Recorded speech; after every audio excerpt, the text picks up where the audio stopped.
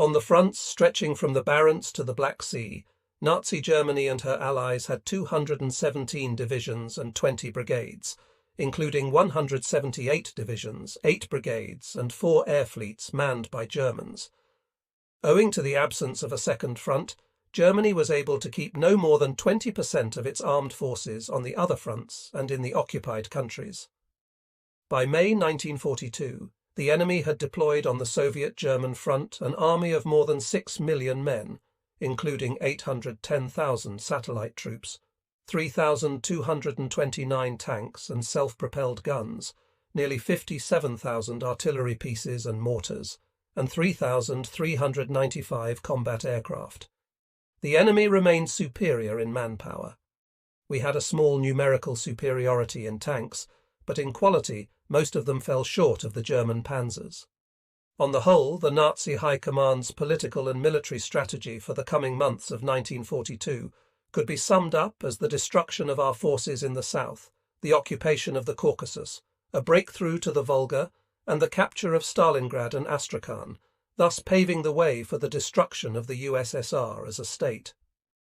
In planning offensive operations for the summer of 1942, the Nazi command had to take into account the fact that, despite its numerical advantage over the Soviet forces, it no longer possessed the resources to launch simultaneous offensives in all strategic directions, as it had done in 1941 under the Barbarossa Plan.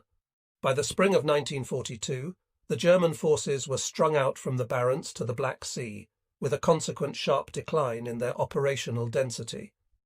By great efforts, the Nazi command was able to build up Army Group South to full strength and concentrate forces that substantially outnumbered our armies on the southwestern sector. Hitler's Directive No. 41 of April 5, 1942, envisaged the seizure of the Soviet Union's richest industrial and agricultural regions, acquisition of additional economic resources, above all Caucasian oil, and the capture of a dominant strategic position from which to pursue his military and political goals. Hitler and his associates hoped that as soon as success was achieved in the south, they would be able to thrust forward in other strategic directions and renew their attacks on Leningrad and Moscow. The plan for the Moscow strategic sector in 1942 was restricted to separate offensive operations for the destruction of the Soviet forces deeply wedged into the German defences, with a dual aim in view: first, to improve the German forces' operational position, and second, to divert the Soviet command's attention from the southern sector, where the enemy's main blow was to fall. A specific aim of the capture of the Caucasus and the Volga was to cut the Soviet Union's means of communication with its allies in the anti-Hitler coalition. In the spring of 1942, I spent a good deal of time at General Headquarters and took part in discussions with the Supreme Commander concerning various fundamental strategic questions, so I had a good idea of how he assessed the situation and the prospects for 1942. It was obvious that he did not fully believe the assurances by Churchill and Roosevelt that a second front would be opened in Europe, but he had not lost hope that they would undertake some kind of operation elsewhere. Stalin trusted Roosevelt more than he did Churchill. The Supreme Commander assumed that in the summer of 1942 the Germans would be capable of waging major offensive operations simultaneously in 2 strategic directions, most likely Moscow and the south. In the north and northwest, he maintained, the enemy's activity would be of little significance. At most, he might try to cut off salients in our defence line and improve the deployment of his troops. Of the 2 sectors in which Stalin expected strategic offensive operations, he was most concerned about the Moscow sector, where the Germans had assembled more than 70 divisions. With regard to our plans for the spring and early summer of 1942, Stalin assumed that we were not yet strong enough to develop major offensive operations. He believed we should confine ourselves for the immediate future to an active strategic defence. At the same time, however, he thought it necessary to mount a number of offensive operations in the Crimea, in the Kharkov area, on the Lvov-Kursk and Smolensk sectors, and also in the Leningrad and Demyansk areas. I knew that Marshal Shaposhnikov wanted to have only an active strategic defence, which would wear down and bleed the enemy in early summer, after which, when we had built up our reserves, we would be able to launch a broad summer counter-offensive. While generally supporting Shaposhnikov, I believed that on the western sector we should, in early summer, try to wipe out the enemy's Rozhev-Vyazma grouping, where the Germans held a large bridgehead and had concentrated powerful forces. After additional study of the situation, the Stavka and the General Staff reached the conclusion that the Orel-Tula and Kursk-Voronezh sectors were the most dangerous, since they harboured the threat of an enemy thrust at Moscow and encirclement of the capital from the southwest. Hence the decision. By the end of spring, a considerable portion of the Supreme Command's reserve should be concentrated on the Bryansk front for the defence of Moscow, and massive reinforcements were sent to this area. By the middle of May, the Bryansk front comprised 4 tank corps, 7 infantry divisions, 11 separate infantry brigades, 4 separate tank brigades, and a large amount of artillery. In addition, the front was supported by the 5th Tank Army of the Supreme Command Reserve, which would be used for a powerful counterblow in the event of any enemy offensive in this area. I was basically in agreement with the Supreme Commander's operational and strategic predictions, but I did not see eye to eye with him over the number of offensive operations to be launched by our fronts, because I believed they would swallow up our reserves without achieving much, and thus make it more difficult to prepare for a subsequent Soviet general offensive. When I reported my ideas on the subject, I proposed to Stalin and the General Staff, as I have said, that powerful blows should be struck in the western strategic direction with the aim of destroying the enemy's Vyazma-Rozhev concentration. These blows would be delivered by the forces of the Western and Kalinin fronts, and those adjoining them, and also by the air forces of the Supreme Command and the Moscow Air Defence Force. The enemy's defeat in the western direction would seriously undermine his strength, forcing him to abandon large-scale offensive operations, at least for the near future. Today, of course, when I look back, this argument does not seem so indisputable as it did then, but at the time, in the absence of complete information about the enemy, I was sure I was right. In view of the complexity of the problem, Stalin ordered that the general situation and the possible options for action by our forces during the summer campaign should be discussed once again. Special attention was to be devoted to the proposals submitted by the command of the southwestern sector, concerning a massive offensive operation with the forces of the Bryansk, southwestern and southern fronts. The aim of this operation would be to rout the enemy on the southern flank and reach a line running through Gomel, Kiev, Cherkasy, Pervomaisk and Nikolaev. The meeting of the State Defense Committee at the end of March was attended by Voroshilov, Timoshenko, Shaposhnikov, Vasilevsky and myself. Shaposhnikov made a very detailed report, which generally reflected Stalin's predictions. But in view of the enemy's numerical superiority and the lack of a second front in Europe, he proposed that we should confine ourselves in the near future to active defence. The basic strategic reserves should not be committed to action, but concentrated on the central sector and partly in the Voronezh area, where the General Staff expected the main events of summer 1942 to unfold. In considering the plan for an offensive operation presented by the command of the southwestern sector, Shaposhnikov expressed disagreement with this plan of the General Staff and drew attention to the organisational difficulties of the operation and the absence of the necessary reserves. But the Supreme Commander interrupted him. "We can't stay on the defensive and do nothing until the Germans strike the first blow. We must launch several preemptive strikes on a broad front and test the enemy's intentions. Zhukov proposes launching an offensive on the western sector and remaining on the defensive everywhere else. I think that is a half measure." The next to speak was Timoshenko. Having reported on the situation of the southwestern sector, he said, "The troops on this sector are ready and should unquestionably strike a preemptive blow to disrupt the Germans' offensive plans against the southern and southwestern fronts. Otherwise we shall have a repetition of what happened at the beginning of the war. As for launching an offensive on the western sector, I support Zhukov. That will hold down the enemy's forces." Voroshilov supported Timoshenko's view. I spoke up again in opposition to the launching of several offensive operations at once, but this view was not taken into consideration, and an ambivalent decision was reached. On the one hand, the Supreme Commander agreed with the General Staff, which was firmly opposed to a major offensive operation by the Soviet fronts grouped around Kharkov. On the other, he gave Tymoshenko permission to carry out a separate offensive operation with the forces of the southwestern sector. The enemy's Kharkov concentration was to be routed by attacks from the Volchansk area and the Barvenkovo axis. The major offensive operations were fixed for May, but before that, in the interests of unifying command and coordination, Stalin ordered that the southwestern front be placed under the command of Tymoshenko. I believed that we should keep the front commanders in command of their own areas of operations. The control of the fronts should be kept as decentralized as possible, since it would contribute to rapid decision-making in combat. In the event of the enemy launching an offensive against our troops, it would be better for the front commander to operate as he sees fit than to ask for the Supreme Command's permission for every decision. But the changes were made, and by the middle of May, the enemy began his offensive operations. The measures taken by the sector command are quite sufficient to repel the enemy's thrust at the southern front. The southwestern front will therefore continue its offensive. On May 18th, the situation on the southwestern front suddenly deteriorated.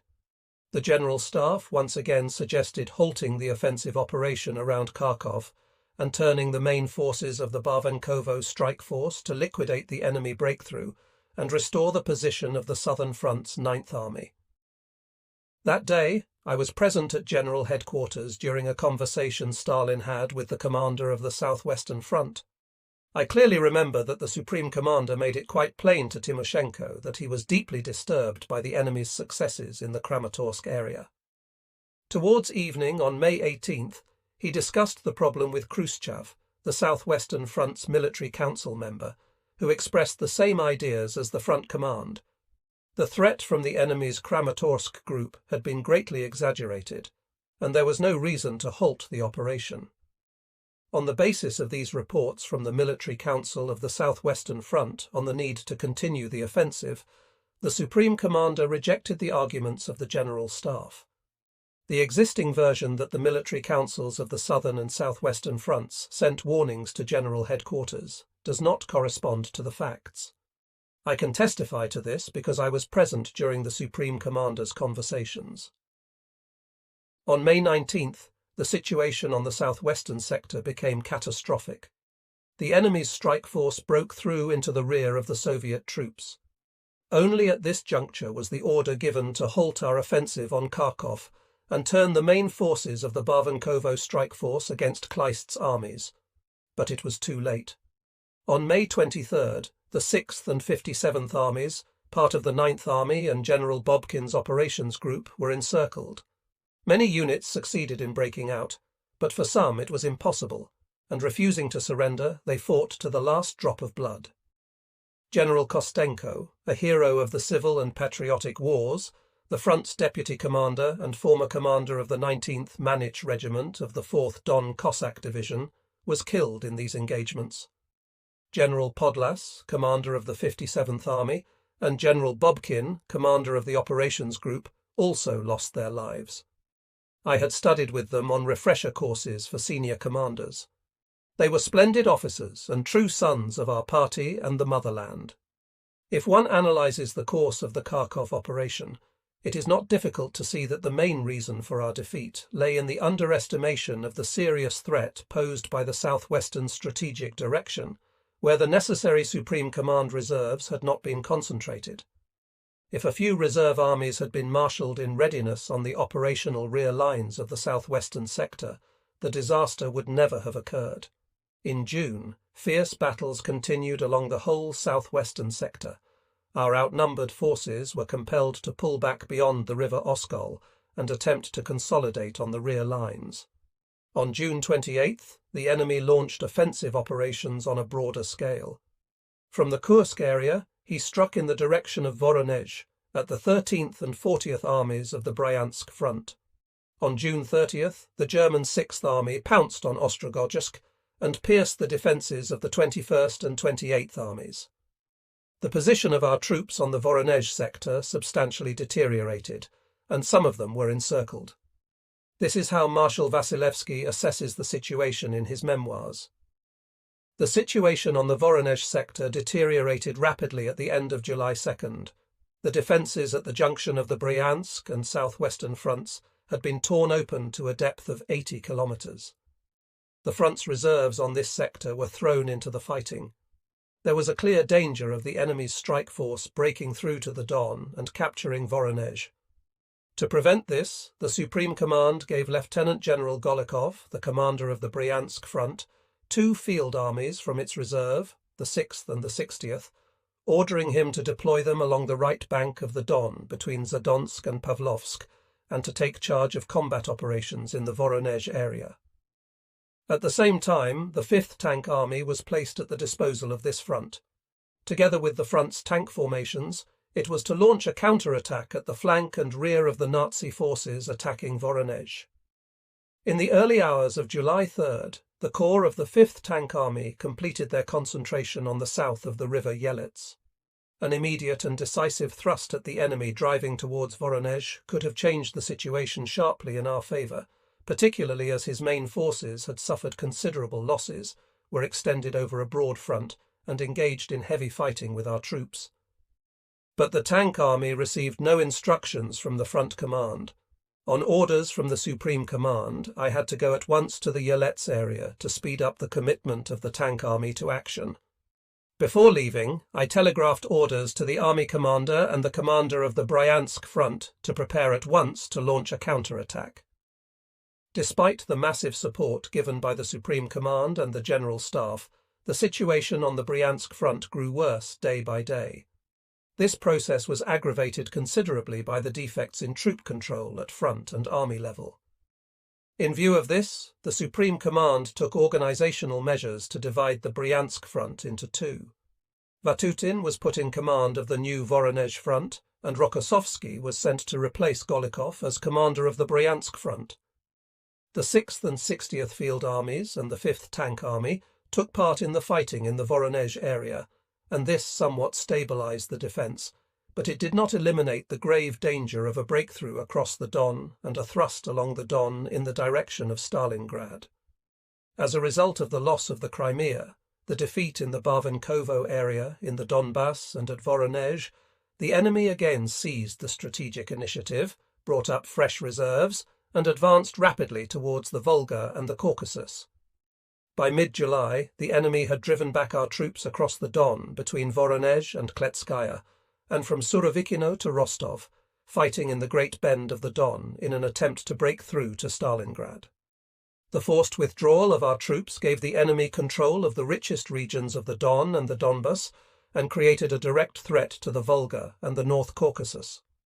We were in danger of losing the Kuban area and all communications with the Caucasus, the crucial economic region that kept the army and industry supplied with oil. On July 28, 1942, People's Commissar for Defence Stalin published Order No. 227. This order introduced severe measures to deal with panic-mongers and violators of discipline, and resolutely condemned defeatist tendencies. It stated that the iron rule for the troops must be not one step back. The order was reinforced by intensive party political work. In June 1942, the party's Central Committee reviewed the state of political work in the Red Army and drew up measures for its further improvement. The Central Committee demanded that the political agencies should step up political education among the troops. All commanders and political workers, including the senior ranks, were instructed to conduct agitation and propaganda personally among the men. Analysis of the results of political work among the troops was improved. Better organisers were put in charge of this important and difficult work. Meklis was replaced as head of the main political administration of the Red Army by A.S. Shcherbakov, an alternate member of the Political Bureau and a secretary of the party's Central Committee and its Moscow Committee. Capable political workers who had given a good account of themselves in the active army were brought into the main political administration. Conferences of members of military councils and the chiefs of the political agencies of the Army and Navy were addressed by Central Committee Secretaries M.I. Kalinin, E.M. Yaroslavsky, D.Z. Manuilsky, and many other prominent statesmen and party people. The Central Committee required the military councils of the fronts and armies to improve their work among the soldiers and officers in order to tighten up discipline and strengthen the troops' steadiness and fighting ability. Communists and Komsomol members were specially mobilized. The influx of communists into the active army stiffened the morale of our armed forces. Prominent propagandists regularly visited the units that were engaged in the fiercest fighting. Above all, the Germans had to be denied access to the Volga. The Supreme Command set up a new Stalingrad front, comprising the 62nd Army under the command of Major General V.Y. Kolpachi, the 63rd Army commanded by Lieutenant General 6th Kuznetsov, the 64th Army commanded by Lieutenant General 6 Chuikov, and also the 21st Army under Major General A.I. Danilov, which was made up of units from the disbanded Southwestern Front.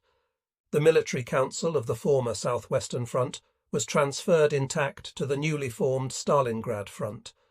The front was strengthened with the recently formed 24th Tank Corps, which took part in the fighting for the town of Stalingrad and along the banks of the Volga. The commander of the Stalingrad Front was given the task of consolidating the defence of the Volga in the vicinity of the city. From the autumn of 1942, the Red Army had begun to create and train mechanized units. Many commanders were dispatched to study combat operations and warfare abroad. I was sent to the Military Academy of the General Staff. There I studied new combat methods, mainly the use of tank troops and airborne forces in a war of movement.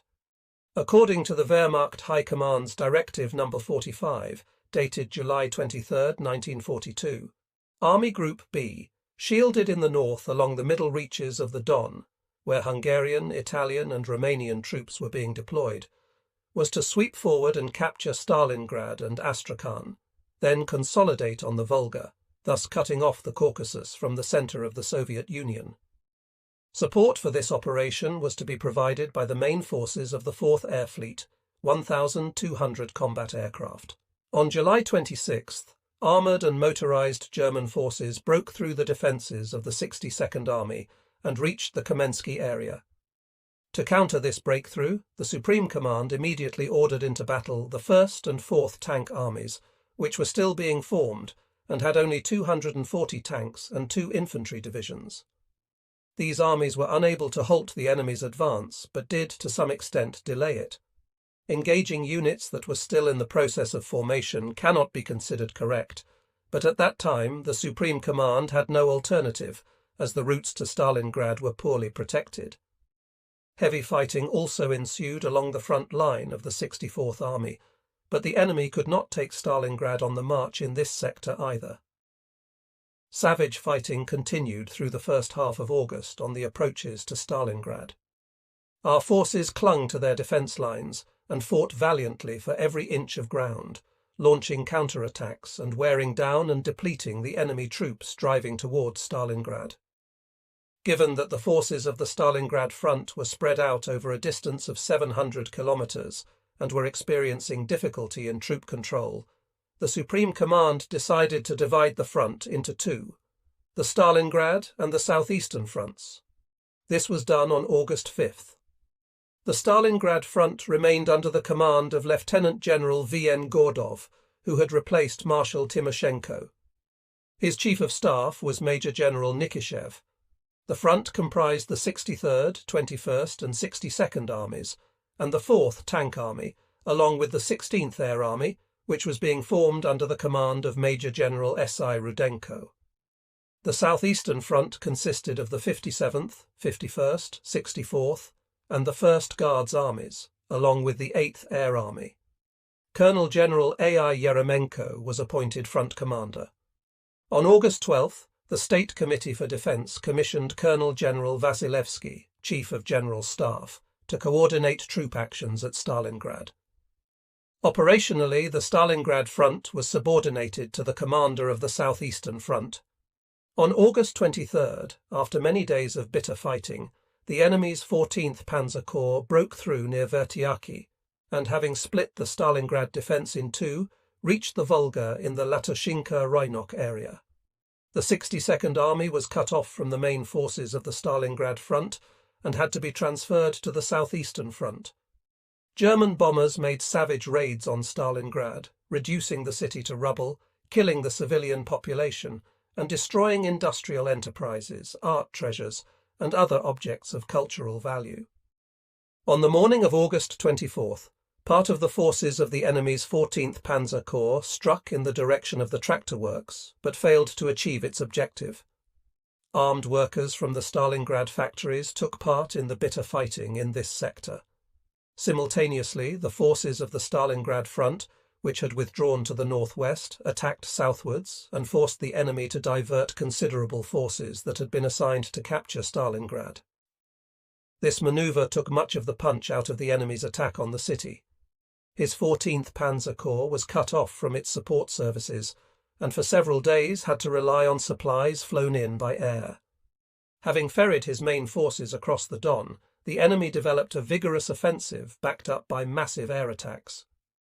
By August 30th, the troops of the southeastern front had been forced by the enemy's superior numbers to withdraw to the outer and then the inner defence line.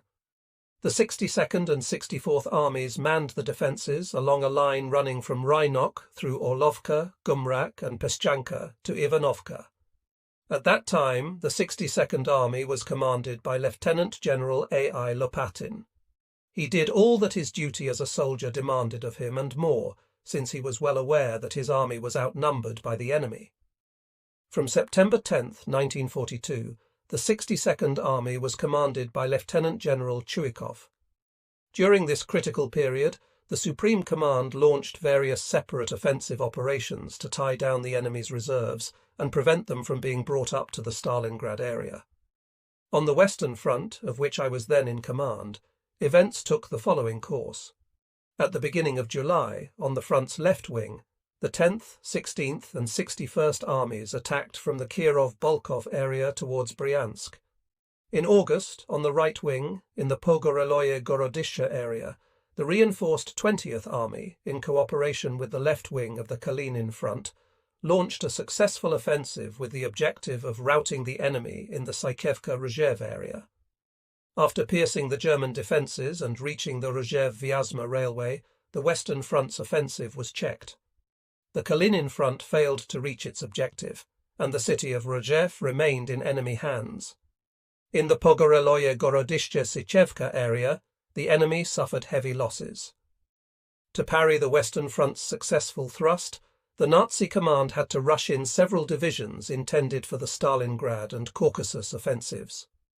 The German general Kurt Tippelskirch writes on this point, "A breakthrough was prevented only when 3 panzer and several infantry divisions that had been about to move to the southern front were detained and thrown into battle, first to localize the breakthrough and then to counterattack. With 1 or perhaps 2 more armies at our disposal, we could have combined with the Kalinin front under General Iskonev and defeated the enemy not only in the Rzhev area, but the entire Rzhev-Vyazma German force, substantially improving the operational situation in the whole western strategic direction. Unfortunately, this real opportunity was missed by the Supreme Command. On the whole, I must say that the Supreme Commander realized that the unfavorable situation that developed in the summer of 1942 was due, in part, to his own personal mistake in endorsing the plan of action by Soviet forces in that year's summer campaign. He did not seek any other guilty party among the leaders in General Headquarters or the General Staff. On August 27, 1942, while I was in the Pogoreloye-Gorodishche area, where we were in the midst of our offensive, I received a phone call from Anne Poskrebyshev. He informed me that the day before, August 26th, the State Defence Committee had reviewed the situation in the south of the country and decided to appoint me Deputy Supreme Commander. Poskrebyshev warned me to be at my command post at 14 o'clock, in readiness to receive a phone call from Stalin. Poskrebyshev was a man of very few words, and the only thing he would say in answer to all my questions on this occasion was, "I don't know. I suppose he will tell you himself." From these words, I realized that the State Defence Committee was deeply concerned about the outcome of the struggle at Stalingrad. Soon Stalin came through on the HF line. After asking about the situation on the Western Front, he said, "You must come to General Headquarters as soon as possible, leave your Chief of Staff in charge of things, and think about who we can appoint in your place." The conversation ended there. Stalin said nothing about making me Deputy Supreme Commander. Apparently he wanted to tell me that in person. The Supreme Commander spoke on the telephone only about matters that had to be dealt with at that particular moment. He also expected us to be extremely careful about what we said on the telephone, particularly in combat areas, where there was no stationary coding equipment. I set off for Moscow without stopping at front headquarters. It was late evening when I arrived in the Kremlin. Stalin was working in his office, and several members of the State Defense Committee were there with him. The Supreme Commander said that things were going badly in the south, and that the Germans might take Stalingrad. The situation in the North Caucasus was no better. He then told me that the State Defense Committee had decided to appoint me Deputy Supreme Commander and send me to the Stalingrad area. Vasilevsky, Malenkov, and Malishev were already present. "Malenkov will remain with you, but Vasilevsky must return to Moscow. When can you take off?" he asked me. I replied that I would need 24 hours to study the situation and should be able to fly to Stalingrad on the 29th. "Well, that's good. But aren't you hungry?" Stalin asked suddenly. "A little refreshment wouldn't do us any harm." Tea and a dozen or so sandwiches were brought in. Over tea, Stalin gave us a brief report on the situation as of 20 o'clock HRS on August 28. The following day, August 29th, I arrived in Stalingrad and took command of the Stalingrad front, having first met with the commanders of the various armies, learned their assessments of the situation, and organized a plan of action. "You think the enemy will wait for you to get organized? Yeremenko says the enemy can take Stalingrad in one push unless you strike at once from the north." I replied that I did not share this view and requested permission to begin the general offensive on the 5th, as planned. As for air support, I would give orders at once for a total bombing effort against the enemy. "Very well," the Supreme Commander agreed. "If the enemy starts a general offensive against the city, you must attack at once, even if you are not fully prepared. Your main task now is to divert the German forces from Stalingrad and, if possible, wipe out the corridor separating the Stalingrad and southeastern fronts." As we had expected, nothing special occurred around Stalingrad before the morning of September 5th. At 3 a.m. the Supreme Commander called Malenkov and asked whether the troops of the Stalingrad front were ready for the offensive. Having assured himself that his order was being carried out, he did not call me to the telephone. At dawn on September 5th, the preparatory artillery and air bombardment began all along the front of the 24th, 1st Guards, and 66th Armies. But even on the main lines of advance, the density of the artillery fire was not great and did not yield the necessary results. The attack began after Katyusha volleys. I watched it from the observation post of the 1st Guards Army headquarters. From the intensity of the fire that met our attacking troops, it was clear that the artillery preparation had failed to yield the required results and that no deep penetration of the enemy's lines could be expected. An hour or two later, the reports coming in from the army commanders showed that in several sectors the enemy's fire had halted our advance, and his infantry and tanks were counterattacking. Air reconnaissance had detected a northward movement of large enemy groups of tanks, artillery, and motorized infantry from the Gumrak-Orlovka-Bolshaya-Rososhka area. Enemy aircraft appeared and started bombing our formations. In the afternoon, fresh enemy forces entered the battle, and in some sectors our troops were pushed back to their starting lines. The intense firing lasted all day and died down only towards evening. We summed up the results. After a day's battle, our units had advanced not more than between 2 and 4 kilometers, and the 24th Army was still not far from its initial positions. In the evening, the troops received additional supplies of shells, mines, and other ammunition. In view of the information about the enemy gained during the day, we decided to prepare during the night for a fresh attack, regrouping our forces as far as was possible. Late in the evening, I had a call from the Supreme Commander. "How are things going?" I reported that the day's fighting had been very heavy. North of Stalingrad, the enemy had been forced to throw in fresh forces brought up from the Gumrak area. "That's good. It will divert the enemy's forces from Stalingrad." I went on. "Our units have made insignificant advances, and in a number of cases are still on their starting lines." "Why's that?" "Our troops did not have time to prepare the offensive, carry out artillery reconnaissance, and uncover the enemy's fire system, so naturally we could not neutralize the enemy fire. When we launched our attack, the enemy stopped it with fire and counterattacks. What's more, the enemy has had command of the air all day and has bombed our troops continuously." "Keep up your attacks," Stalin ordered. "The main objective is to divert as many enemy forces as possible from Stalingrad." The next day, the fighting was resumed with even greater ferocity. All through the night of September 5th, our air force bombed the enemy. In addition to the front's aircraft, the long-range air force under Lieutenant General A.E. Golovanov was thrown into the battle. During the day, we repeated our attack, but once again it was repelled. During September 6th, the enemy brought up new units from the Stalingrad area. On a number of commanding heights, they had dug in their tanks and self-propelled guns and set up well-organized strongpoints, which could be smashed only by powerful artillery fire. But this we were still lacking. On September 7th, I was approached in the afternoon by Colonel Ruckel, operations chief of the Stalingrad front. "The Supreme Commander wants to know if you have enough forces to defeat the enemy." In the hope that a transfer of some forces from General Vatutin's Voronezh front might put things right, we sent the following reply. "The forces available here are clearly insufficient for the defeat of the enemy at Stalingrad. Additional forces must be concentrated, so that a more powerful blow can be struck at the enemy as soon as possible." But the Supreme Command did not come up with any decision to transfer additional divisions. The third and fourth days of battle consisted mainly of artillery and air battles.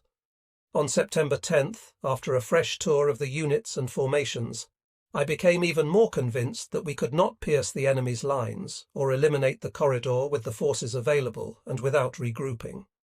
Generals Gordov, Moskalenko, Malinovsky, and Kozlov were of the same opinion.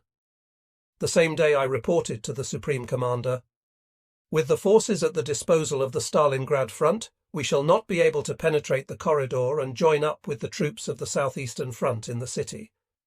The Germans' defence front has been considerably strengthened by reinforcements brought up from around Stalingrad. Further attacks with the same forces in the same order will be pointless, and our troops will inevitably suffer heavy losses. Additional forces and time to regroup are needed for a more concentrated thrust by the Stalingrad front. The army's attacks lack the capability to overturn the enemy." Stalin replied that it would not be a bad idea if I came to Moscow to report in person on these matters. I took off for Moscow during the day on September 12th, and 4 hours later was in the Kremlin. Stalin had also summoned the Chief of General Staff, Vasilevsky. Vasilevsky reported on the movement of new enemy forces towards Stalingrad from the Kotelnikovo area, on the fighting that was going on at Novorossiysk, and also on the fighting on the Grozny sector. The Supreme Commander listened attentively and then summed up, "They want to grab the oil at Grozny at any price. Now let's see what Zhukov has to say." I repeated what I had said 2 days before on the telephone. I said that the 24th, 1st Guards and 66th Armies that had taken part in the offensive from September 5th to 11 had shown themselves to be efficient fighting formations. Their basic weakness was the shortage of reinforcements. They were short of howitzers and tanks necessary for direct support of the infantry. The terrain was very unfavourable for offensive action by our troops. It was bare and cut by deep ravines, where the enemy could easily protect himself against our fire. With the commanding heights that he had captured, he could maintain long-range artillery observation and manoeuvre his fire in all directions. He was also able to conduct long-range artillery fire from the Kuzmichi-Akatovka-Opitnoye Pole State Farm area. Under these conditions, The 24th, 1st Guards, and 66th Armies could not break through the enemy's defence. What does the Stalingrad front need to be able to eliminate the enemy's corridor and link up with the southeastern front? Stalin asked. At least one more full-strength field army, a tank corps, 3 tank brigades, and not less than 400 howitzers. Added to that, not less than 1 air army must be concentrated in the area for the whole operation. Vasilevsky gave my estimate his full support. The Supreme Commander brought out his map showing the Supreme Command reserves and subjected it to a long and careful scrutiny. Vasilevsky and I moved away from the table and spoke very quietly to each other about the need to seek some other solution. "What other solution?" Stalin asked, raising his head suddenly. I had never imagined Stalin had such a keen ear. We came back to the table. "Now look here," Stalin said. "You had better go to the General Staff and think out what has to be done in the Stalingrad area, what troops should be moved in to strengthen the Stalingrad concentration and where from, and also give some thought to the Caucasian front. Tomorrow we shall meet here again at 9 in the evening." Vasilevsky and I spent all the next day working at the General Staff. We concentrated on the possibility of a large-scale operation that would enable us to avoid squandering our prepared and half-prepared reserves on isolated operations. In October, we should be completing the formation of the strategic reserves. By that time, our industry would have substantially increased its output of the latest types of aircraft and ammunition for the artillery. After discussing all the possible options, we decided to offer Stalin the following plan of action. First, continue to wear down the enemy by an active defence. Second, prepare for a counter-offensive that would hit the enemy in the Stalingrad area hard enough to radically change the strategic situation in the south of the country in our favour. As for the specific plan of the counter-offensive, we could not, of course, work out all the details in one day, but we clearly saw that the main blows must be delivered in the direction of Kotelnikovo and the region to the south of Stalingrad, where the enemy was continuing to concentrate forces. In the evening, when we reported to the Supreme Commander, he listened to us carefully, and then came back to the question of reserves. "We have no reserves for the Stalingrad front. The General Staff has its reserves for other purposes. We are counting on you to think things through and give me a concrete proposal." "Well," Vasilevsky and I replied, "if it were not for the operations planned by the General Staff, we could perhaps transfer several divisions from there to the Stalingrad front." "Look here, if we can't find reserves in the General Staff, it is because they will be needed for the future strategic situation. So what do you propose to do?" Stalin was in an unusual state of excitement. The plan he had conceived for breaking through the German lines had not gone through, and he had not been able to finish off the enemy either in Stalingrad or the southeastern front. In our ensuing discussion, we pointed out the very grave danger of the situation. "We can no longer hold the position, Comrade Stalin. The Germans are preparing for a full-scale offensive." Stalin fell silent and turned to Vasilevsky. "You will find troops for the Stalingrad front." The next morning we were working at the General Staff again. After long discussions, we managed to conclude the following plan. The 24th Army would cover the northern flank, and the 1st Guards and 66th Armies would undertake the main offensive from the direction of the Srednyaya Aktuba River. We were especially concerned about the difficulties that lay ahead. The command of the southeastern front would have to tackle the situation on its own and would need a free hand without outside interference, while we concentrated on the Stalingrad front. Stalin's reaction was calm. He seemed to agree with us that it was necessary to bring a quick resolution to the situation in Stalingrad. On September 19th, we received a report from the Supreme Commander about the German offensive around Stalingrad. On the next day, the German tanks and infantry units were deployed against the city in their entirety. I called the commanders of the armies together, and we decided to put into action the decision we had made at the General Staff about regrouping the troops. I made it clear that while it was not an easy operation, it was still feasible. On September 25th, we began to carry out the first stage of our counter-offensive. In a matter of a few days, the Germans were completely taken by surprise. By the end of the month, we had made good progress. On the night of September 30th, I was pleased to report to the Supreme Commander that the enemy was now retreating on the entire front. "Good," he said. "Now press on. We must not let them off the hook. Use whatever forces you have at your disposal." On October 1st, I called all my commanders together again and gave them instructions on the orders to follow. The following day, in a conference with the Supreme Commander, I summed up the results of our actions and reported the successful continuation of our counter-offensive operations. Turning to me, he went on, "Call up Gordov and Golovanov and tell them to launch air attacks at once. Gordov must attack first thing in the morning to tie down the enemy. You yourself must fly back to the troops of the Stalingrad front and study the situation in the Kletskaya and Serafimovich areas. In a few days, Vasilevsky will have to fly out to see Yeremenko on the southeastern front and study the situation on his left wing. We shall continue our discussion of the plan later. For the time being, no one else is to know what we have discussed here." An hour later, I took off for the headquarters of the Stalingrad front. September 13th, 14 and 15 were difficult, far too difficult days for the people of Stalingrad. Regardless of everything, the enemy pressed forward step by step through the ruins of the city towards the Volga. At any moment, it seemed, our troops would crack under the strain. But as soon as the enemy made a rush, our valiant men of the 62nd and 64th Armies met them with point-blank fire. The ruins of the city were turned into a fortress. But every day, every hour, our forces grew less. The turning point in these grave and what seemed at times final hours was brought about by Rodimtsev's 13th Guards Division. It counterattacked as soon as it got across the Volga. Its blow came as a complete surprise to the enemy. On September 16th, Rodimtsev's division won back the Mamayev kurgan. The Stalingraders were helped by airstrikes commanded by Golovanov and Rudenko, and also the attacks and artillery bombardments from the north by the troops of the Stalingrad front against units of the German 8th Army Corps. Full credit must be given to the men of the 24th, 1st Guards, and 66th Armies of the Stalingrad front, the airmen of the 16th Air Army, and the Long-Range Air Force, who rendered invaluable assistance without counting the cost to the 62nd and 64th Armies of the southeastern front in defending Stalingrad. I can state with full responsibility that but for the persistent counterattacks of the Stalingrad front and the systematic airstrikes, Stalingrad might have endured something far worse.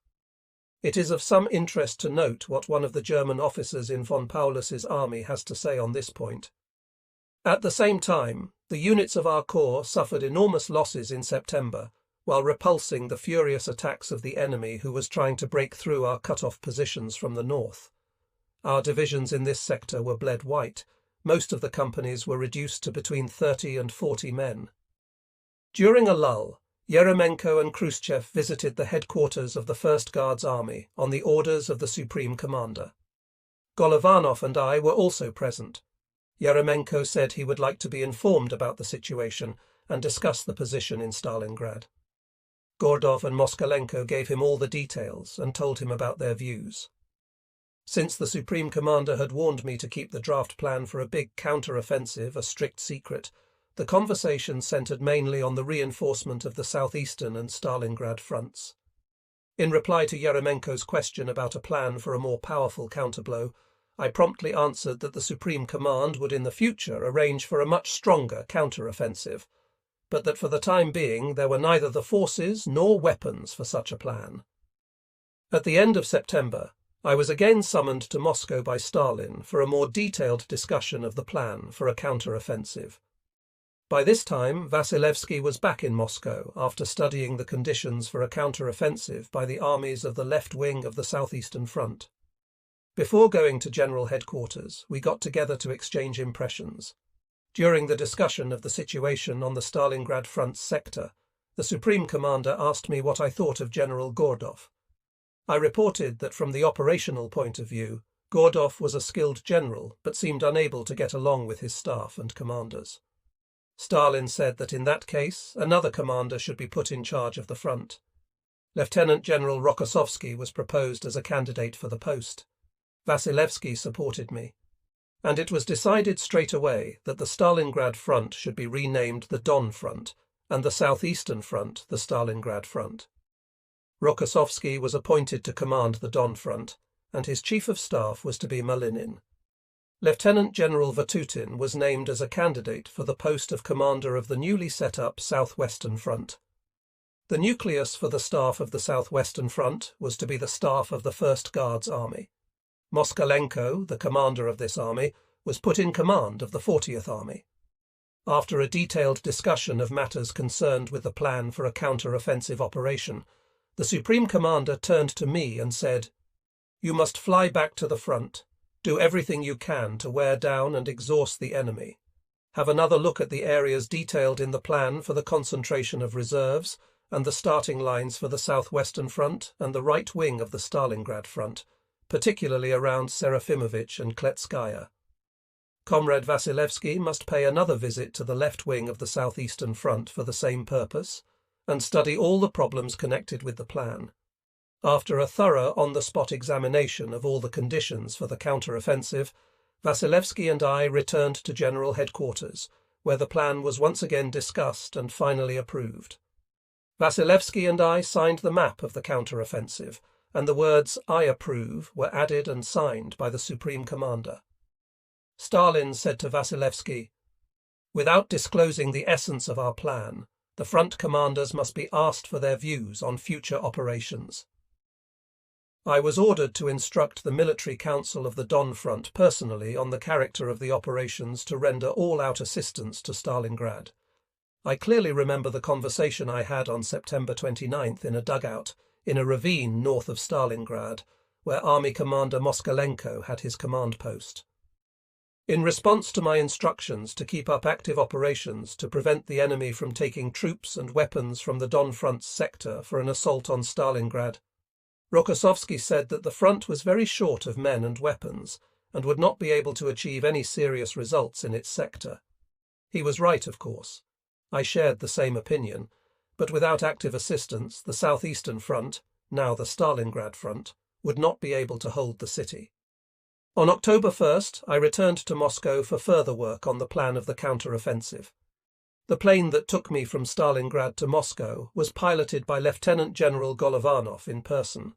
I gladly joined this experienced pilot in his cockpit. Before we reached Moscow, I noticed that the plane was making an unexpected turn and losing height. I decided that we must have gone off course. After a few minutes, however, Golovanov steered the plane to land in an unfamiliar locality. We made a safe landing. "What made you land here?" I asked Golovanov. "Thank your lucky stars there was an airfield nearby, or we might have crashed." "What went wrong?" "Icing." While we were talking, my own plane taxied up. It had been tailing us, and now it took me to Moscow's central airport. Naturally, these flights in difficult conditions with hurried takeoffs could not always go smoothly. I clearly recall yet another air incident that nearly cost us our lives. It also happened during a flight from Stalingrad to Moscow. The weather was bad and it was raining. Moscow told us that there was mist over the city and visibility was poor, but we had to fly because we had been summoned by the Supreme Commander. We reached Moscow without mishap, but around the city visibility was down to 100 meters. Flight control radioed the pilot to proceed to a reserve airfield, but that would have meant being late at the Kremlin, where the Supreme Commander was waiting for us. Taking full responsibility, I ordered pilot E. Smirnov to land at the central airport and sat with him in his cockpit. As we flew over Moscow, we suddenly saw the top of a factory chimney only 10 or 15 meters from our left wing. I looked at Smirnov. Without batting an eyelid, as they say, he increased his altitude a little and in 2 or 3 minutes went in to land. "It looks as if we were lucky to get out of a situation known as being up the chimney," I said when we had landed. "Anything can happen in the air if the crew ignores the weather conditions," the pilot replied with a grin. "Yes, it was my fault," I confessed and shook his hand. Smirnov was a fine man and a very experienced pilot. We did more than 130 flying hours together. In October, by decision of the Supreme Command, more than 6 full-strength divisions were sent in across the Volga to Stalingrad because there was virtually nothing left of the former 62nd Army except for its staffs and support services. The Don Front was also given reinforcements. The Supreme Command and the General Staff showed special concern for the newly created Southwestern Front. The bitter fighting in the city and the adjoining areas continued. Hitler was urging Army Group B and the commander of the 6th Army von Paulus to take Stalingrad without further delay. As I have said, back in September, before the final storming of the city, the Nazi command had replaced the German troops on the flanks with Romanian troops, thus sharply reducing the efficiency of their defences in the Serafimovich area and south of Stalingrad. In mid-October, the enemy launched his new offensive in the hope of putting a final end to Stalingrad.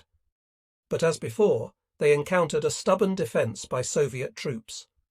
The 13th Guards Division under Rodimtsev, the 95th Division under Gorishny, the 37th Guards Division under Zholudev, the 112th Division under Yermolkin, Gorokov's task force, the 138th Division under Lyudnikov, and Belly's 84th Tank Brigade fought with particular skill and determination. The street fighting went on day and night, in houses, in the factories, on the bank of the Volga, in fact everywhere. Our units suffered heavy losses and survived only on small islands in the city. To help the defenders, the troops of the Don Front launched an offensive on October 19th. The Germans were forced once again to divert a considerable part of their air force, artillery and tanks from the assault on the city and turn them against the attacking Don Front. During the same period, the 64th Army struck a counterblow from the south in the Kuporosnoye Zelenaya Poliana area at the flank of the enemy's assault units. The Don Front's offensive and the 64th Army's counterblow made things easier for the hard-pressed 62nd Army and thwarted the enemy's efforts to gain possession of the city. But for the assistance of the Don Front and the 64th Army, the 62nd Army could not have held out, and Stalingrad might have fallen to the enemy. At the beginning of November, the enemy made several attempts to wipe out the remaining centres of defence in the city, and on November 11th, when our troops were completing the grandiose preparations for the counter-offensive, they once again attempted to advance, but without success. By this time, the enemy had been reduced to almost total exhaustion.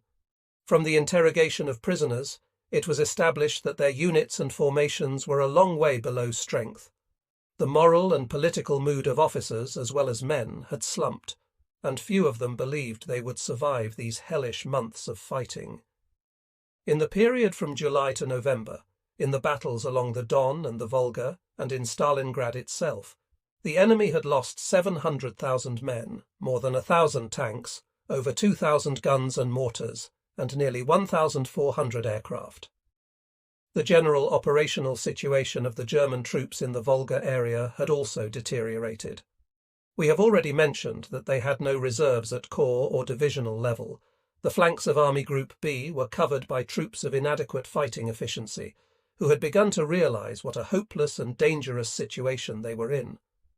The Soviet forces on the Don were well placed to launch the counter-offensive of the southwestern and Don fronts. Counter-attacking on its own, the 51st Army had knocked the enemy out of the lake defile south of Stalingrad and taken a firm grip on the useful Sarpatsatsa-Barmantsak line. On Vasilevsky's recommendation, this area was chosen as the jumping-off ground for the November counter-offensive of the left wing of the Stalingrad front. The bitter battles for Stalingrad lasted more than 3 months. The nations of the world held their breath as they watched this grand engagement on the Don, the Volga, and in Stalingrad. The successes of the Soviet troops and their courageous struggle against the enemy inspired confidence in victory over fascism among progressive people everywhere. The Battle of Stalingrad served as a significant and testing school of victory for our troops. Commanders and staffs gained invaluable practical experience in organising cooperation between infantry, tanks, artillery and aircraft. The armies learned to combine the stubborn defence of the city with manoeuvres on the flanks. Morale among our forces rose substantially, and all these factors together created favourable conditions for our counter-offensive. In mid-November 1942, the The defensive battles in the Stalingrad area and the North Caucasus concluded the first period of the Great Patriotic War, which marked a significant chapter in the life of the Soviet people. This period was extremely challenging for them and their armed forces, especially as Hitler's armies reached the outskirts of Moscow and Leningrad, occupying Ukraine and leaving behind a trail of death and destruction. By November 1942, enemy forces had occupied a vast portion of Soviet territory, about 1,800,000 square kilometers, home to nearly 80 million people before the war. Many millions of Soviet citizens were caught up in the conflict, forced to leave their homes and flee eastward to escape enemy occupation. The military situation compelled Soviet forces to retreat far into the interior, suffering significant losses in personnel and equipment. Yet, even in these difficult times, our people and armed forces maintained faith in the possibility of defeating the enemy. The mortal danger rallied them closely around the Communist Party, and despite the hardships, the enemy was finally halted on all fronts. During these 16 months, enemy troops on the Soviet-German front encountered stiff resistance from both military forces and civilians in occupied areas. Their casualties were enormous. By November 1942, these losses exceeded 2.5 million killed, wounded, and missing. These were the Wehrmacht's elite troops, for whom the Nazi command had no replacements at the end of this first period of the war. Thanks to the tremendous efforts of the party and the people, Soviet forces were supplied with modern tanks, aircraft, and other equipment. In 1942, more than 21,000 combat aircraft and over 24,000 tanks were produced, and by year-end, the State Defense Committee had ordered mass production of self-propelled guns. The enthusiasm of the troops was bolstered by reliable weapons, allowing them to fight more effectively and achieve substantial results. The first period of the war, culminating in the Battle of Stalingrad, provided vital lessons in armed struggle against a powerful enemy. The Soviet Supreme Command, General Staff, and commanders acquired invaluable experience in organizing and executing active defensive battles and counter-offensive operations. Throughout the intense fighting of those days, the mass heroism of Soviet soldiers and the courage of their military leaders, nurtured by the party of Lenin, were evident. An especially positive influence came from the personal examples set by communists and Komsomol members, who, when necessary, sacrificed themselves for the sake of victory. The defenders of the Brest fortress, Leningrad, Moscow, Odessa, Sevastopol, Stalingrad, Kiev, Novorossiysk, Kerch, and the Caucasus contributed glorious chapters to this period. The first period of the war gave birth to the Soviet Guards. For mass heroism and success in the battles of 1941 to 1942, the Guards title was awarded to 798 groups, formations, separate units, and fighting ships of the Soviet armed forces. The intense armed struggle resulted in a massive expenditure of arms and equipment. Despite losing a substantial portion of crucial economic areas, factories, and mills, our people worked selflessly to supply the Soviet armies with the necessary means for warfare. By the end of 1942, the country had become a vast military camp. Soviet citizens regarded it as their duty to do everything possible for victory. The logistics services of the Red Army performed heroic work. In a year and a half of war, the railways transported 6,350,000 wagon loads of military supplies, including over 113,000 wagon loads of ammunition, about 60,000 wagon loads of arms and equipment, and more than 210,000 wagon loads of fuel and lubricants.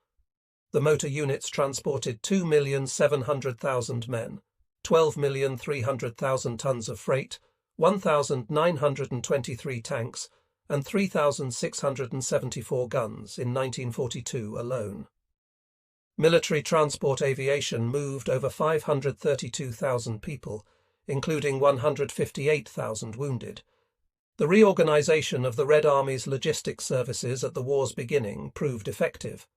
The selection of commanders, political workers, and party organizers ensured close business-like contact with the national economy and efficient use of the tremendous resources supplied to the armed forces. Our young generation must understand the arduous struggle the Soviet people endured in defense of the motherland. Memoirs and works of fiction may not fully convey the experienced and powerful enemy the Soviet soldiers had to face. First, let's discuss the main mass of German troops, both officers and soldiers. Intoxicated by easy victories over the armies of Western Europe and poisoned by Goebbels' propaganda, the German troops were convinced of an easy victory over the Red Army and their superiority over other peoples. Younger officers and men, particularly those affiliated with Nazi organizations and serving in tank and air force units, exhibited particularly militant attitudes.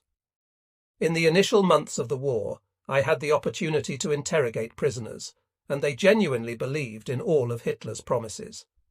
Regarding the fighting efficiency of the German officers and men in this initial period, it must be acknowledged that they reached a high standard in all branches, particularly in panzer troops and aviation.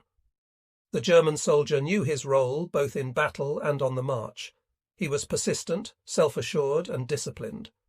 However, after the defeat at Stalingrad, both officers and men lost faith in promised victory, and their morale declined, making it difficult for them to match the valor of Soviet troops.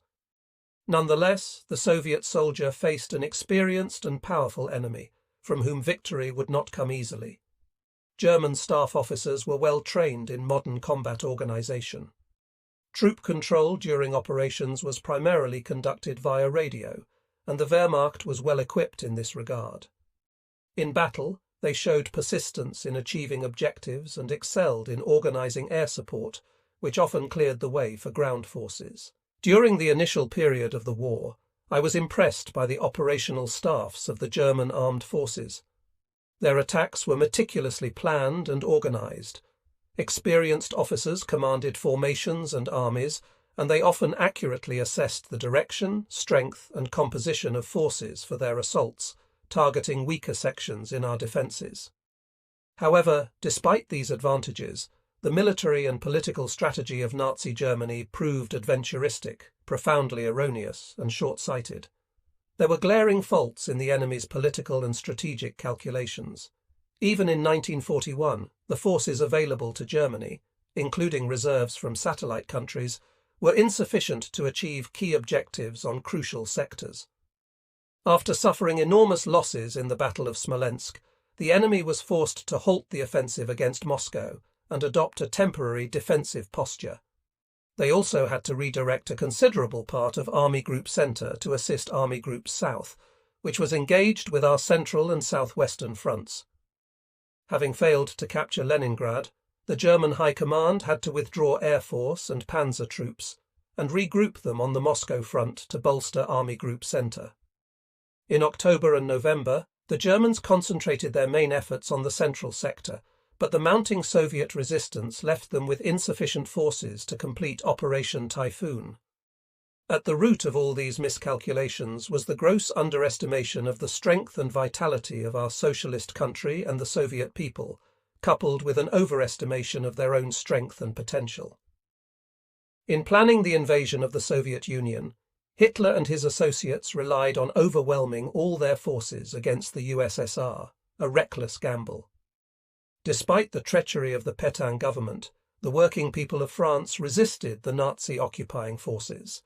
Likewise, the freedom-loving peoples of Yugoslavia, Poland, Czechoslovakia, and several other countries mounted a mass resistance. Britain also persisted in the struggle, although she did not fully leverage her potential. The Nazis underestimated the Soviet people, who, rallying around the Communist Party, reorganized the economy and quickly initiated mass production of tanks, aircraft, artillery, and ammunition. Everything the Soviet armed forces needed to gain the upper hand, reverse the tide of war, expel Nazi forces, and prepare for the complete defeat of Nazi Germany. The hardships endured by our troops toughened and matured them, imparting invaluable lessons. Equipped with the necessary weapons, they transformed from a defensive, retreating army into an unstoppable offensive force. The tremendous organizational and educational efforts of our Leninist party produced excellent results. both in military build-up and mobilizing the Soviet people to establish a solid material and technical foundation to support the Red Army's struggle against Nazi troops. In summary, the first period of the Great Patriotic War ended with the failure of the Hitler Command's strategic plans and a significant depletion of German forces. This result of the fight against the Nazi army largely determined the course of the entire World War II. In October 1942, it was clear that the Nazi command would be compelled to switch to a strategic defense along the entire Eastern Front. The Nazis had sustained enormous losses and were no longer capable of large-scale offensives. Their war plans against the Soviet Union were faltering. Meanwhile, Nazi propaganda launched a campaign for more thorough and timely preparation for a second winter, campaign in the East, suggesting the enemy was preparing for a withdrawal, which signified a strategic retreat. The Soviet Supreme Command's aim was to leverage the situation and crush the enemy in Stalingrad. This required active and persistent efforts from Soviet troops. At this juncture, the Soviet armed forces began preparing for a large-scale counter-offensive in the Stalingrad area. They aimed to encircle and destroy the German troops trapped in the city. The significance of the counter-offensive operation was profound. It heralded the beginning of the great offensive that ultimately led to the Red Army's resurgence, including the recapture of territories previously lost in the initial months of the war. On the night of November 19, 1942, the Soviet counter-offensive began. The military might of the Soviet troops was combined with well-planned offensives, capable of breaking through enemy defences and encircling the enemy. The battle for Stalingrad has gone down in history as a symbol of heroism and resilience against the Nazi threat. It provided invaluable lessons in cooperation, coordination, and the importance of unity among different military branches. The Battle of Stalingrad marked a turning point in the war, leading to subsequent victories for the Soviet forces. At that time, no one in the Supreme Command could plan for more, as we had neither sufficient resources nor means. Another conjecture is that on October 6, 1942, the Military Council of the Stalingrad Front, on its own initiative, presented proposals for a counter-offensive to the Supreme Command. Here are comments on that by Vasilevsky. As soon as day broke on October 6th, N.N. Voronov, V.D. Ivanov and I set off to the observation post of the 51st Army, where we heard Commander N.I. Trufanov's report. In the evening of the same day, at the front command post, we met the commander of the front and the member of the Military Council to discuss once again the Supreme Command's plan for the pending counter-offensive. Since the front command had no fundamental objections to the plan, that same night we wrote a report accordingly and sent it to the Supreme Commander-in-Chief. On October 7th, on behalf of the Supreme Command, I instructed the commander of the Don Front to present similar considerations with respect to his own forces. I believe no more need be said. The information presented by Vasilevsky is convincing evidence that the Supreme Command and the General Staff played the main role in planning the counter-offensive. Some historians also say that somewhat later, Vatutin, commander of the Southwestern Front, submitted his own plan. However, this raises some questions. How much later? What kind of a plan? A plan for his own front, or a general plan for the counter-offensive? After all, the Southwestern Front was formed only in late October, at a time when its forces had already finished concentrating in conformity with the plan for the counter-offensive, and the Supreme Command's overall plan had already been completed and approved. Here I would like to note that each front commander, in conformity with the prevailing practice and procedure for drafting plans for frontline operations, would necessarily submit such a plan for the approval of either the Supreme Command in Moscow or its representatives on the spot. The commander, of course, would also state his thinking about coordinating operations with his neighbours and what he needed from the Supreme Command. To draft such a major counter-offensive plan, a plan for 3 fronts at Stalingrad, it was absolutely imperative to proceed not only from operational considerations, but also from concrete calculations of equipment and materiel. Who could do this for an operation of such scope? Of course, only the authority controlling such large resources, namely the Supreme Command and the General Staff. It's quite natural that the Supreme Command and the General Staff, in the process of hostilities, thoroughly analysed all intelligence bearing on the enemy that the fronts and forces were able to accumulate and drew appropriate conclusions from both Nazi and Soviet actions. They also studied the proposals of frontline staffs, commanders of all fronts and arms of the service. After analysing all this information, they made one or another decision. Consequently, plans for an operation of strategic scope could be fully conceived only as the upshot of protracted efforts by all the fighting arms, staffs, and commanders. I would like to reiterate that the Supreme Command and the General Staff unquestionably played the decisive role in planning and effecting the counter-offensive at Stalingrad. There is also no doubt that credit for directly smashing the enemy goes to those who, by their brave assault, accurate fire, courage, valour and skill, blasted the enemy to smithereens. They were the valiant troops, commanders and generals who had passed the grim trials of the initial part of the war with flying colours, and, on the eve of the counter-offensive, were fully prepared to take the initiative and deal the enemy a deadly blow. The Supreme Command and the General Staff deserve credit for their ability to analyse with scientific accuracy all the factors involved in this enormous operation and predict its progress and final result. Therefore, it is out of the question to attribute this counter-offensive to any particular individual. I do not think it necessary to describe in detail the entire plan for the counter-offensive and the progress of the operation, since our historians have written much on the subject, and most of it is accurate. There are some points, however, that I feel are worthwhile discussing. The dominant role in the initial phase of the counter-offensive was played by the Southwestern Front, commanded by Lieutenant General N.F. Vatutin. Delivering crippling, deep-thrusting blows, this front struck out from bridgeheads in the vicinity of Serafimovich and Kletskaya on the right bank of the Don. Meanwhile, the Stalingrad front was advancing from the Sarpinskaya Lakes area. The shock groupings of the two fronts were to link up in the area between Kalach on the Don, and the small village of Sovetski, thus completing the encirclement of the main enemy grouping at Stalingrad. Deploying its central grouping, which incorporated, among other troops, the 21st Army, the 5th Tank Army, and part of the 1st Guards Army, along with other strong forces from bridgeheads southwest of Serafimovich and in the vicinity of Kletskaya, the southwestern front was to pierce the defence line of the 3rd Romanian Army and, with its mobile formations, race southeast to reach the Don in the area of Bolshanabatovskaya and Kalach. As a result of this thrust, the forces of this front were to emerge in the rear of the Nazi grouping at Stalingrad and block all westward lines of retreat. The mission of supporting the front's shock group and establishing the outer perimeter of encirclement in the southwest and west was assigned to the army operating on the right flank of the southwestern front, the 1st Guards Army under Lieutenant General D.D. Lelyushenko, and subsequently to the 5th Tank Army under Lieutenant General P.L. Romanenko.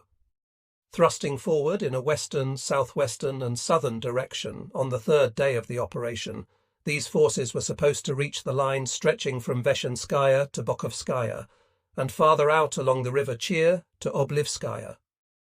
Ground operations along the southwestern front were to be supported by the 2nd and 17th Air Armies under Major Generals K.N. Smirnov and S.A. Krasovsky. Meanwhile, the Don front was to deliver 2 secondary attacks. One was to be combined with the southwestern front, and thrusting southeast from east of Kletskaya, smash enemy defences on the Don's right bank. This was to be effected by the 65th Army. The other was to thrust out from the area of Kashalinskaya along the left bank of the Don and southwards in the general direction of Vertyaki, to cut off enemy forces operating in the Don's smaller loop from the Stalingrad grouping. This was to be effected by the 24th Army. The 66th Army was to go into vigorous action north of Stalingrad to tie up the enemy and completely prevent him from manoeuvring with reserve forces. The ground forces of the Don front were to be supported by the 16th Air Army under Major General S.I. Rudenko. The shock grouping of the Stalingrad front, comprised of the 51st, 57th and 64th Armies, was to launch an offensive on the line extending from Ivanovka to the northern tip of Lake Barmantsak. Its mission was to pierce enemy defences and, advancing in a northwesterly direction, reach the vicinity of Kalach and the small village of Sovetski, where it was to link up with the forces of the southwestern front and thus seal the encirclement of the enemy grouping at Stalingrad. The 51st Army under Major General Trufanov was to break enemy defences on the isthmuses between Lakes Sapa, Tsatsa and Barmantsak, concentrating forces to carry the offensive farther northwest in the general direction of Abganerovo. Meanwhile, the 57th Army under General F.I. Tolbukin and the 64th Army under General M.S. Shumilov were to attack westwards and northwest from the vicinity of Ivanovka to envelop the enemy grouping from the south. The 62nd Army under General Six Chuikov was to pin down enemy forces by action inside the city and be prepared to launch an offensive.